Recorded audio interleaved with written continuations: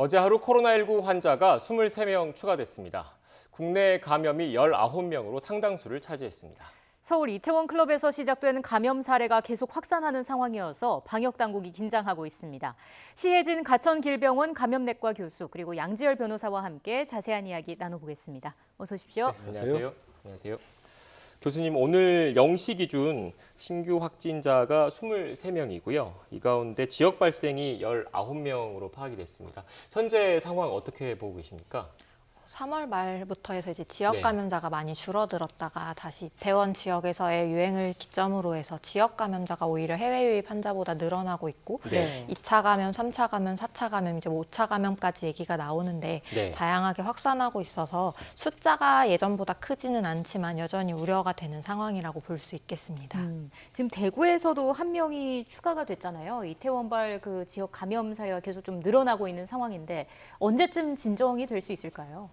일단 이태원 지역에서 시작된 유행의 특성은 한 명이 이제 확진자가 생길 때 접촉자가 상당히 많다는 특성을 가지고 있습니다. 네. 아무래도 젊은 층이고 활동 범위가 넓고 이번에 지금 대구 확진자 같은 경우에도 이태원에서 친구가 이제 대구까지 내려와서 접촉자 이렇게 되는 거거든요. 그래서 아직까지는 언제까지 확산이 될지는 조금 더 지켜봐야 되고 당분간은 숫자가 크게 는다기보다는 다양한 부분에서 확진자들이 나오는 양상으로 산발적인 감염이 지속되지 않을까라고 생각이 됩니다. 네. 교수님, 구체적인 사례 하나하나씩 좀 짚어보도록 하겠습니다. 최근 들어서 부천의 돌잔치를 통한 감염 확산 사례가 계속 나오고 있는데 이 돌잔치가 뷔페에서 열리지 않았습니까? 이 뷔페라는 공간이 감염 확산에 취약하다고 볼 수 있을까요? 지금 이제 최근 들어서 발생하는 네. 유행들은 이제 뭐 노래방이라든지 그런 장소의 특성도 있겠지만 네. 일단은 거리두기가 잘 지켜지기 어려운 공간들, 뷔페에서도 사실은 줄을 뭐 2m 간격을 유지하면서 뷔페를 먹기가 어렵고, 그다음에 네. 마스크를 쓰고 식사를 하는 것 자체도 어려울 수 있고, 네. 여러 사람들이 모여서 식사하면서 담소를 나누는 분위기에서 진행이 되는 것이 일반적이기 때문에 이러한 전파가 잘 이루어질 수 있는 여러 가지 특성들을 지니고 있다고 보시면 되겠습니다. 네. 지금 뭐 이런 소식이 알려지면서 인터넷 커뮤니티에서는 돌잔치라는 그 상황에 대한 논란도 일고 있다고 하는데 뭐 사실 이게 취소하려고 해도 위약금 문제가 또 걸려 있지 않습니까? 지금 코로나19 초기부터 많이들 문제가 됐던 게 돌잔치도 그렇고 네. 결혼식 같은 그렇죠. 것들도 그렇고요. 과연 이렇게 손님들을 모실 수 있느냐, 그리고 모셨을 때 어느 정도까지 가까이 있어야 되느냐, 또 그런 문제도 고민이지만 이미 이제 코로나19 사태 이전에 다 예약들을 해놓은 것들 네. 아니겠습니까? 상당히 많은 액수의 위약금들이 걸려 있는 상황인데 네. 이게 뭐 천재지변 때문에 어쩔 수 없이 본인이 약속을 어기는 게 아니기 때문에, 그러니까 사회적 거리두기가 공고사항이기도 하고 그것 때문에 돌잔치를 수소했다는 게 이 업소 입장에서는 그 사람의 책임으로 돌릴 수 없는 그런 상황이 아닌 거잖아요. 네. 그래서 당사자 간의 계약이다 보니까 자연스럽게 위약금은 나오는데 또 취소하는 입장에서는 이 돌잔치를 못하게 된 것도 속상한데 위약금까지 네. 굉장히 많이 물어야 되는 상황 아니겠습니까? 네. 그래서 초기부터 지금도 굉장히 분쟁도 많고 이런 상황에 대비해서 또 마땅한 가이드라인도 없어요. 그러니까 어쨌든 말씀드린 것처럼 서로 간에 뭐 자유로운 계약이다 보니까 여기에 정부가 법적으로 끼어들기도 좀 어려운 부분이거든요. 네. 다만 이제 사태가 좀 지속적으로 되면서 소비자 분쟁 조정 같은 데서 가이드라인 같은 걸 좀 제시를 해서 위약금이 너무 많다 그러면 좀 뭐 저렴하게 깎아준다거나 하는 그런 일을 좀 제시를 하고 있지만 그것도 권고사항이고 강제력을 얻다 보니까 이 분쟁이 좀 이어질 수밖에 없는 상황이거든요. 뭐 이 많은 분들이 지적을 하시다시피 코로나19 이후로 돌아갈 수 없다 당분간은 얘기를 하시지 않습니까? 네. 그 상황에 맞춰서 앞으로 혹시라도 계획을 잡으신 분들이라면 이런 일들까지 고려를 좀 하셔서 계획을 세우셔야 할 것 같습니다. 네. 변호사님, 만약에 위약금과 관련된 분쟁이 발생할 것 같은 경우에 구체적으로 어떤 기관에 뭐 구제 신청을 한다든지 조정 신청을 한다든지 그런 절차가 좀 있습니까? 구체적으로 설명을 좀 뭐 부탁드리겠습니다. 소비자 분쟁 조정위원회 같은 소비자 보험 같은 곳에 말씀드린 것처럼 이제 소비자 분쟁과 관련해서 조정을 요청을 할 수가 있습니다. 그런데 그곳에서도 하고 있는 것들이 대부분 약관을 살펴봤을 때 이게 계약서에 위약금이 너무 과하게 책정이 돼 있는데 이런 부분들은 혹시 법적으로 다투더라도 일정 부분 무효가 될 수 있기 때문에 네. 그러니까 법정에 가서 서로 이제 여러 가지 뭐 소모가 많이 되지 않습니까? 그러니까 그 전에 어느 정도 선에서 합의를 좀 하십시오라고 권고를 드릴 수는 있습니다. 네. 그러나 말씀드린 것처럼 강제는 아니고 네. 강제를 하자면 결국엔 법정에 가야 되지만 그렇게 했을 때라도 완전히 면제받을 수 있는 건 아니거든요. 그래서 너무 과하다고 한다면 업소 측에서도 이런 부분 제가 말씀드린 것처럼 너무 과한 부분은 무효가 될 수 있다는 걸 감안하셔서 고통 분담이 지금 필요할 시기니까요. 네. 그런 부분을 생각해서 좀 합의를 하셨으면 좋겠네요. 네. 쉽지 않은 상황입니다. 지금 뭐 돌잔치라는 게 서로 가까이 앉아서 하는 식사가 만약에 가장 큰 문제라고 한다면 뭐 식사 대신에 답례품으로 대체한다든지 뭐 이런 방법도 있을까요? 다양한 방법을 고려해 볼 수 있겠습니다. 그러나 만약에 답례품으로 대체한다고 하면 답례품을 받는 줄을 간격을 지킨다든지 네. 답례품을 주고받을 때도 어쨌든 손과 손이 닿을 수 있기 때문에 그러한 면을 주의하신다든지 이러한 면에 대해서도 좀 고려가 필요할 것으로 생각이 됩니다. 네. 이태원 클럽 관련 집단 감염 이게 계속 확산세를 좀 보이고 있지 않습니까? 최근에는 경기도 하남에 사는 50대 여성으로까지 이제 번졌는데 5차 감염으로 일단 추정이 되고 있는 거죠. 예, 그렇습니다. 그 5차까지 어쨌든 이루어졌다는 건 그만큼 전파력이 강하다 이런 의미로도 볼 수 있지 않겠습니까? 전파력이 강하다는 의미로도 볼 수 있겠지만 예. 한 명이 이제 확진자가 됐을 때 접촉하는 사람이 예전보다 많아졌다는 것을 의미할 수도 있겠습니다. 네. 한 명의 확진자, 의심 환자가 발생했을 때 이 환자가 가족뿐만 아니라 다양한 사회생활을 하면서 학원이라든지 아니면 뭐 노래방이라든지 학교 친구들이라든지 뭐 식사를 같이 한 지인들이라든지 이렇게 다양한 접촉자가 발생하고 있기 때문에 네. 한 명이 확진되었을 때 위험이 그만큼 더 높은 것으로 생각이 됩니다. 네. 그러면 그만큼 사회적 거리두기를 조금 더 강화하거나 이럴 필요도 있다고 보시는지요? 예, 전 현재로서는 다시 지금 유행이 시작되고 있고 그다음에 현재 제일 위험은 노출되지 않는 무증상, 밝혀지지 않은 연결고리가 있는 것으로 생각이 되기 때문에 어떻게든 접촉을 최소화하시는 것이 당분간은 다시 필요한 시기라고 볼 수 있겠습니다. 네. 지금 그래픽으로도 조금 전에 나왔는데 이제 2차, 3차, 4차, 5차 그 연결고리로 노래방이랄지 주점이랄지 이런 게 계속 거론이 되고 있거든요. 그래서 정부에서 이들 시설을 고위험 시설로 지정을 하고 이제 특별 관리를 하겠다라고 얘기를 했는데 9개 시설을 고위험 시설로 분류를 한 거죠. 예, 그렇습니다. 지금 뭐 여러 곳의 시설들을 전부 다 분류를 해야 되는 그런 상황입니다. 네. 그리고 우리 사람들이 많이 모이는 곳들은 어느 정도까지 이제 방역 수칙을 권고를 하고 혹은 뭐 심할 경우에 강제할 것인가를 일단 만들기 위해서 저, 중, 고로 나눴고요. 네. 나누는 기준은 정부에서는 한 6가지 정도의 기준을 잡았다고 합니다. 뭐 밀폐도나 밀집도라든가 활동도 같은 걸 해서 이곳의 특성은 밀폐도가 굉장히 높기 때문에 여기는 네. 2점이라든가 이런 식으로 각각 점수를 매겨서 그 점수가 높은 곳들을 이제 고위험군으로 분류를 한 거거든요. 예를 들어서 뭐 노래방 같은 곳, 네. 코인 노래방 이런 곳은 당연히 비말의 이 전파가 굉장히 많이 나올 수밖에 없는, 확산이 많이 될 수밖에 없는 거고, 또 코인 노래방 같은 경우는 특징적으로 기본적으로 직접적으로 직원들이 늘 상시 관리하는 게 아니라 무인 시설을 가정을 네. 하고 있기 때문에 환기 같은 것도 자주 하기가 실질적으로 어렵지 않습니까? 네. 그런 부분들을 고려를 했다라는 것이고, 뭐 헌팅 포차 같은 경우는 일반 술집보다는 거기는 주로 이제 뭐 상대적으로 젊은 그런 이용자들이 다른 사람들을 만나기 위해서 얘기를 나누지 않습니까? 네. 그러니까 일행들, 알고 있는 사람들, 내가 주변에서 봤었을 때 이 사람이 코로나19에 감염 가능성이 없다라고 확신된 사람들끼리 모이는 게 아니라 전혀 모르는 상대방을 찾아가서 얘기를 나누는 그런 곳이다 보니까 이거는 활동도가 너무 높아서 위험도로 분리한다. 이런 식의 기준으로 해서 9곳을 잡은 겁니다. 네. 예. 교수님 혹시 이 외에 또 추가를 해야 하는 어떤 장소가 또 있을까요?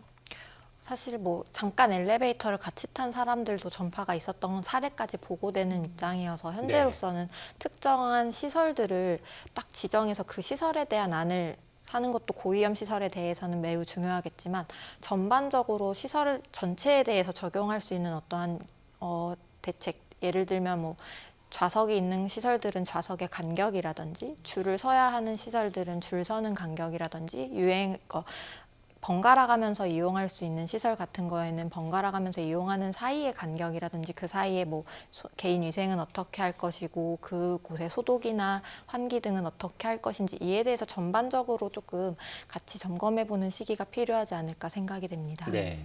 변호사님, 그런데 학원이나 교회 같은 경우에는 이번에 정부의 그 고위험 시설로 분류되지는 않았거든요. 네. 이유가 있을까요? 지금 이제 코로나19가 그런 것을 통해서 많이 감염이 될 수 있다는 걸 알았기 예. 때문에 대신에 그것들은 이제 그 전까지는 그런 것을 관심을 갖지 않고 있다가 네. 방역을 위해서 필요한 부분들 뭐 환기를 시키려고 한다면 환기를 쉽게 시킬 수도 있고 거리를 또 뛰어서 앉을 수도 있고 말씀하신 종교시설 같은 경우에는 이미 이전부터 초기에 확산이 되면서 신도들 간의 거리를 뛴다거나 아니면 주로 소리를 크게 내서 뭐 찬성 같은 것을 하는 그런 것들을 좀 금하는 걸 하고 있지 않습니까? 네. 그런 식으로 예방 조치가 가능하다라는 측면에서 중위험 정도로 분류가 됐고요. 네. 앞서 제가 말씀드린 고위험군 같은 경우에도 일단은 원칙적으로 고위험군으로 분류를 해놨지만 고위험시설로 분류를 해놨지만 이 업소별로 특징에 따라서 이런 부분이 예를 들어서 우리가 밀집도가 높기 때문에 위험시설로 분류가 됐구나 해서 그 부분을 좀 떨어뜨리는 조치를 취할 경우에는 유동적으로 판단할 수도 있다라는 게 정부의 입장입니다. 네. 그러니까 이게 무조건 이것이 다 안 좋다 이런 게 아니라 여기는 어떠어떠한 이유 때문에 고위험 시설이니까 그 부분을 주의해 주십시오라는 그런 의미가 더 강하다고 보셔야 할 것 같습니다. 네. 고위험 시설로 분류가 된 9개 시설을 함께 좀 살펴봤는데 이게 참 무작정 영업을 안 할 수도 없는 상황도 아니고요. 이게 방역 효과에 대해서도 좀 짚어보고 싶습니다. 결국에는 확률을 줄이는 방법이 최선일까요? 예, 그렇습니다. 현재까지는 뭐 알려진 백신이라든지 치료약이 없는 상황이고 무증상 감염자가 있을 수 있고 네. 접촉기 초기나 무증상기에도 전파가 가능하다는 가정이 따르기 때문에 어떠한 특정한 상황을 딱 지정해서 그에 대해서 방역을 하는 것은 지금 여태까지 했던 것들이 계속해서 이제 다른 곳에서 예상 외의 곳에서 방역이 뚫리는 모습들이 나타나는데 그것이 뭐가 어떻게 잘못돼서라기보다는 이러한 것들을 다 가정해서 뭘 하나를 딱 대책을 세울 수가 없기 때문에 어느 정도의 위험성을 낮추는 방향으로 접촉을 좀 더 줄이고 방역을 전반적으로 확진자 숫자를 점점 줄여나감으로써 이제 서서히 이제 없애는 것을 목표로 하는 쪽으로 좀 전환이 필요할 것으로 생각이 됩니다. 네. 변호사님, 최근 방역 당국이 이태원 클럽 관련 출입자들 명단, 명부를 확인하는데 사실 좀 애를 먹었거든요. 네. 그래서 지금 거론되는 게 뭐 QR 코드 등을 활용해보자 이런 방안들이 거론되고 있는 것 같은데 장단점이 좀 있을 것 같습니다. 분명히 있죠. 이제 네. 그게 거론되는 이유는 말씀하신 것처럼 이태원 클럽에 뭐 5천 명 가량이 다녀갔는데 네. 그 중에서 실제 2천여 명 가량은 아예 연락이 되지 않는다. 없는 네. 전화번호를 적었거나 거짓말로 전화번호를 적었거나 이런 경우 아니겠습니까? 그러다 보니까 우리 홍콩이나 뭐 싱가포르 일부 지역에서 사용하고 있는 방법 중에 하나가 다들 스마트폰을 가지고 다니니까 네. 거기 어플리케이션을 이용해서 그 QR 코드를 각자 받으면 그리고 들어갈 때 그거를 이렇게 쫙 찍는 방식으로 하면 그 정보가 입력이 되고 혹시라도 누군가 그 안에서 뭐 감염자가 나왔다라고 한 확진자가 나왔다 그러면 다녀간 사람들 모두에게 알려주는 그런 기능도 있게 되고 또 그 사람이 혹시 위험군일 경우에는 아예 입장 자체를 제한하는 기능도 있을 네. 수 있거든요. 네. 그런 순기능은 가능한데 걱정되는 부분은 다른 게 아니라 말씀하신 것처럼 이거 개인 정보들이 굉장히 민감한 정보들이 들어갈 수가 있고 그렇죠. 지금 이제 확진자의 동선을 공개하는 부분도 너무 지나친 그 개인 인격권 침해가 이루어지고 있다는 그런 반론도 굉장히 강하지 않습니까? 네. 그러니까 그런 부분들을 어떻게 할 것이냐를 지금 고민을 하고 있는 상황이라고 합니다. 한 4주 정도 보관하는 것 정도의 큰 틀 정도만 지금 마련이 됐고 네. 일부도 우리 지역 같은 경우도 지역적으로는 이 시행을 하고 있는 것도 있긴 합니다만 네, 각 지자체별로 네, 지자체별로 네. 시작한 곳이 있긴 합니다. 근데 좀 제한적으로 이용을 한다라면 기왕의 방역 수치 자체가 지금은 고위험 시설이라든가 아니면 뭐 그 전에 권고를 받고 있는 시설들은 이미 입구에서 다 적도를 하고 있거든요. 네. 그거를 조금 더 편리하게 만드는 정도로 제한을 해서 운영을 한다라면 큰 반감 없이 확대해 볼 수 있지 않을까 싶습니다. 일정 기간 이 정보를 보관한다는 거는 최대 잠복기 기간을 고려해서 하는 거죠? 그렇죠. 예. 지금 이제 4주 정도라고 한다라면 그러니까 앞뒤 혹시 그곳에 어떤 현장에서 누군가 확진자가 있었다. 그런데 네. 그곳에 갔던 사람들의 그 전에 2주 있던 다른 사람에 의해서 그 사람이 확진될 수가 있는 거기 때문에 전 2주도 필요한 거고요. 네. 또 그 사람이 언제 다녀갔다면 그 이후 2주 동안 또 다른 사람에게 옮길 수도 있기 때문에 그런 경우까지 고려해서 4주 정도로 일단은 잡은 겁니다. 네. 자, 그럼 어제 방역당국의 브리핑에서 몇 가지 좀 흥미로운 사실이 나왔는데 먼저 이태원 클럽 관련 초기 확진자 14명에게서 그 바이러스가 G형이 나왔다고 얘기가 나왔습니다. 지금 저희가 준비한 그래픽이 있는데 뭐 S그룹, V그룹, G그룹, 그러니까 쉽게 말해서 A, B, C형으로도 불리는데 이게 어떤 건지 간략하게 설명을 좀 해주실까요? WHO에서 이제 바이러스의 특성에 대해서 연구를 하면서 나타난 발표이고 네. A형, B형, C형이라고 해서 3가지 종류의 바이러스가 있는 것으로 보이는데 S그룹, V그룹, G그룹이라고 각각 부르고 있습니다. 네. S그룹, A형 같은 경우에는 우한 그리고 바이러스 박쥐에서 이제 나온 우한에서의 초기 유행했던 네. 바이러스로 보이고 우리나라에서도 24건의 유행 정도가 발생한 것으로 보이는데 초기 해외 유입 사례라든지 우한 교민들 입국했던 교민들에서 나타난 그룹으로 보시면 되겠습니다. B형, V그룹 같은 경우에는 그 이후에 중국과 동북아시아 쪽에서 유행했던 바이러스의 종류로 나타나고 있고 한국에서도 67건의 유행 사례들이 보고되었는데요. 신천지 대구교회와 연관되었던 그런 감염증과 대남병원, 대구 경북 지역에서 유행했던 바이러스들이 주로 이쪽이라고 볼 수 있겠습니다. 네. 최근에 이태원 말 그 지역에서 이제 서울과 수도권에서 유행하고 있는 바이러스에서 일부에서 확인된 바로는 C형 G그룹의 유전자가 확인이 되었는데요.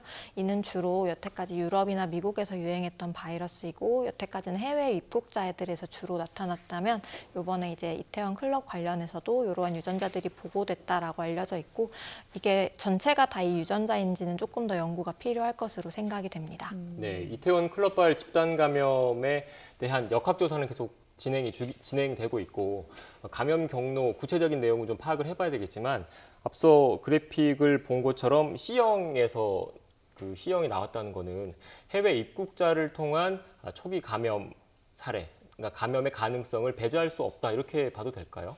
그럴 가능성이 있을 것으로 생각됩니다. 그리고 앞서 이태원발에서 초기에 감염이 어디서 시작이 됐는지에 대해서는 아직도 정확하게 연구가 된 바가 없기 때문에 네. 드러나지 않은 무증상기나 증상 초기에 본인 앓고 지나갔던 알려지지 않은 연결고리가 있을 가능성 그리고 그 알려지지 않은 연결고리가 해외 입국자와 연관이 있을 가능성도 충분히 있다고 생각이 됩니다. 네. 그 새로운 계통인 만큼 방역도 조금 다른 어떤 변화가 필요할까요? 계통이 다르긴 하지만 뭐 전파 양식이 달라지거나 하는 것은 아니기 때문에 네.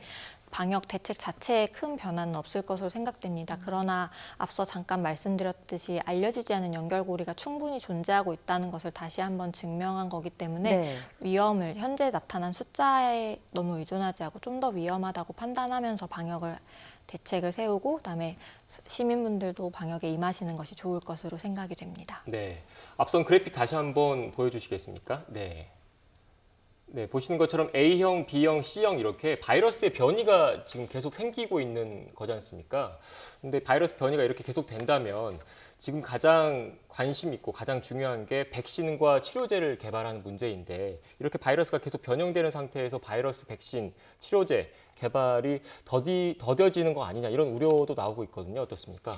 일단 바이러스 백신이라든지 치료제 개발 자체는 변이가 일어나지 않는다고 하더라도 네. 상당 기간이 소요되고 예. 발견이 된다고 하더라도 그게 실제로 적용되기까지는 또 그것만으로도 수년에서 길게는 수십 년까지의 시간이 필요합니다. 네. 물론 이번에 변이가 새로 생겼기 때문에 그에 대해서 좀 더 개발이 더뎌진다는 얘기가 있을 수도 있지만 아직 대변이가 일어나거나 한 것은 아니고 지금 소변이로 보이고 있거든요. 그렇기 네. 때문에 일단은 백신 자체의 개발 기간이 워낙에 길다고 생각을 하는 게 더 적합할 것 네, 같습니다. 바이러스의 큰 유전자, 바이러스 유전자의 큰 틀은 유지한 채 조금씩 파생된 이런 형태다라고 보면 될까요? 예, 그렇지만 또 걱정되는 것은 이제 바이러스 백신이 정말 개발된다고 하더라도 네. 지금 속도보다도 더 빨리 변이가 진행할 수도 있고 더 큰 변이들이 나타날 수도 있기 때문에 이에 대해서는 앞으로도 주의가 좀 필요하겠습니다. 네. 네. 자, 그리고 어제 정은경 본부장은 특별히 오늘은 20대 청년층에게 부탁 말씀을 드리고자 합니다. 라면서 그 청년층의 방역을 당부했습니다. 젊은 층 확진자 추세가 좀 많아지는 상황이죠. 네. 그렇죠. 진짜 통계만 보더라도 사실 5월 이후 한 300여 명이 지금 지역 감염이 나왔는데 네. 그중에 20대가 40%를 넘게 차지하고 있지 않습니까? 딱 숫자가 말을 해주죠.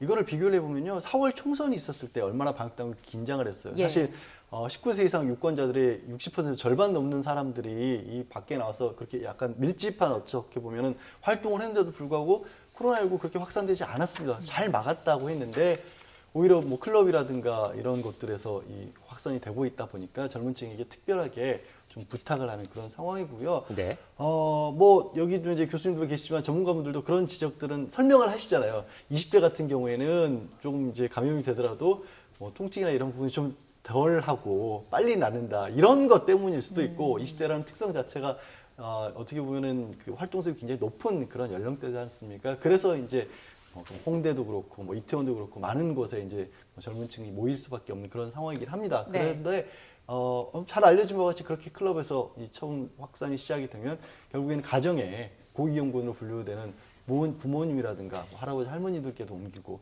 뭐 돌잔치라는 이제 갓 돌맞은 아이에게까지도 그 확산이 되는 그런 추세 아니겠습니까? 그러니까 본인이 어떤 어려움을 겪는 거를 떠나서 우리 사회 전체 그리고 가장 가까운 사람들에게 굉장히 위험을 줄 수 있다는 부분을 우리 젊은 층께서 조금 더 관심을 가져주셨으면 좋겠습니다. 조금만 더 조심해 주시라는 마음에서 정은경 본부장도 그 얘기를 특별히 지적을 하신 거겠죠. 네.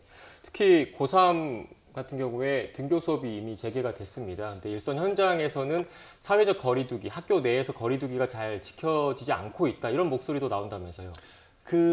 청와대 국민청원까지 이제 네. 보건교사 한 분께서 올리셨죠. 네. 굉장히 현실적인 부분을 좀 지적을 해주셨죠. 선생님들이 있는 수업 중에는 그나마 마스크를 좀 착용을 하고 있는데 쉬는 시간만 돼도 다들 2달 넘게 세월 얼굴들을 못 봤지 않습니까? 네. 그리고 워낙 또 혈기왕성한 그런 연령층이기도 하고 하다 보니까 사실상 이 거리두기가 지켜지지 않고 있다. 근데 쉬는 시간 잠깐이라고 하지만 그 안에서 밀접한 접촉들이 있고 나면 수업 중에 떨어져 앉아서 마스크 쓰고 있는 게 거의 의미가 없어지다 보니까 이 교사분께서 특별히 굉장히 걱정하는 거리를 두고 아예 이럴 거면은 아예 계약을 미루는 게 낫지 않겠느냐라고 했는데 네. 아마 정부의 고민이 굉장히 큰 부분이 바로 이 지점 아닐까 싶습니다. 우리나라뿐만이 아니라 어느 나라도 다 같이 고민하고 있는 게 그럼 언제까지 영구 격리를 시킬 수 없는 거 아니겠습니까? 예. 말씀 조금 전에 나온 것 같이 백신이 언제 나올지는 아무도 장담할 수 없는 시기인데 그러면 사회는 거기서 꽁꽁 묶어져야 있어야 되는 거냐. 그래서 그 시점을 조율하는 부분들이 이 정부와 교육당국, 방역당국 다 같이 고민하면서 일단은 지금은 이제 한번 시도를 해보는 그런 상황인 거죠. 네, 지금 보시는 것처럼 그 청와대 국민청원 게시판에는 자신을 학교 보건교사라고 밝힌 사람이 등교 개학 누굴 위한 것입니까? 라는 제목으로 글을 남겼습니다. 단 하루만 학교에 나와봐 달라. 딱 하루 한 학년 왔는데도 통제가 안 되고 있다. 등교 계약을 취소해달라. 싱가포르 같은 사태가 나기 싫으면 이라는 네. 글을 남겼습니다. 실제로 어제까지 전국에서 그 코로나19 의심 증상을 보이는 학생 240명이 선별진료소로 이동이 됐다고 하는데 이제 다음 주부터는 또 순차적으로 등교 계약이 시작이 되잖아요. 안전에 문제가 없을까요? 사실 방역 입장에서는 매우 안전에 우려가 되고 사실 네. 지금 고3 학생들 거의 성인에 가까운 학생들도 행동 조절이 잘 안 되고 이렇게 지시에 따르지 못하고 이렇게 마스크를 벗는다든지 이런 사태가 나타나면 더 어려지는 계층들 특히 유치원, 초등학생들은 사실은 통제가 거의 불가능하다고 볼 수 있기 때문에 네. 방역하는 입장에서는 상당히 우려가 되고 저희가 안전하다고 말씀드리기는 좀 어려울 것 같습니다. 그렇지만 그렇다고 아까 잠깐 얘기하셨던 것처럼 언제까지 계속해서 교육을 안 할 수는 없는 거거든요. 네. 교육이 꼭 필요한 문제이기 때문에 위험성과 필요성을 잘 고려해서 정부에서 정책 결정이 필요할 것으로 생각이 됩니다. 네, 결국 등교 수업은 어쩔 수 없이 이제 진행을 하는 측면이 있는 것 같은데 학교 내에서 방역 수칙을 지키는 게 중요하거든요. 그 핵심이 또 마스크인 것 같습니다.